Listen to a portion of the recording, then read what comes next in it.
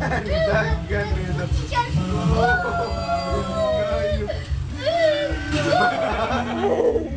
Patay.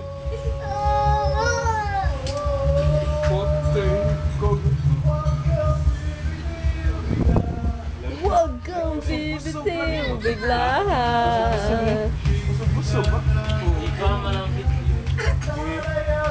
Huwag.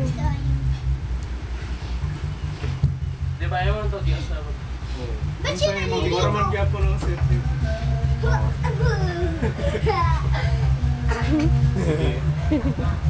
Benta yung ibang ano siya.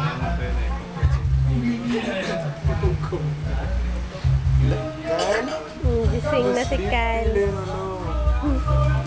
Ay, kailangan natin. Luoy.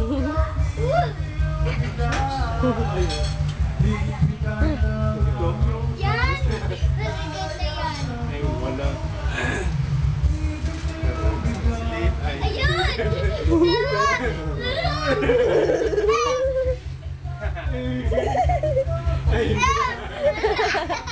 Alam mo na, pinaalala ko yung si Bossing. Sinigawan niya sa internet cafe. Oh. Kasi naglalaro siya, ganyan siya naiingay sa kanya. Hoy, pato, hindi ka! Ang ingay-ingay mo!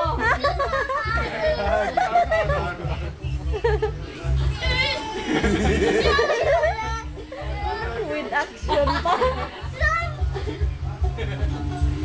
Ewan ko sa bata yan, ba't ganyan yan?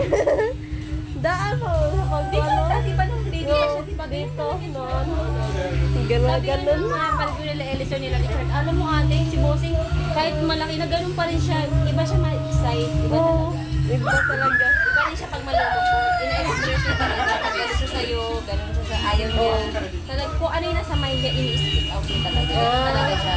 Pag ano ate, pag malungkot siya, anong gagawin Sabi niya? niya, Mami, alam mo, hindi ako happy. Sabihin ko, obvious naman, di ka happy, umiiyak ka nga eh. Sabihin niya talaga sa'yo. Sinasabi talaga niya. Galing mo happy. Galing ah. Magkano kahit naman di mo sabihin hindi ka happy, obvious naman eh. Oh, Pero sabihin niya pa rin sa'yo. Ganun kasi siya eh. expressive. Impressive siya. Tapos minsan masatatawa din yung mga kalaro niya.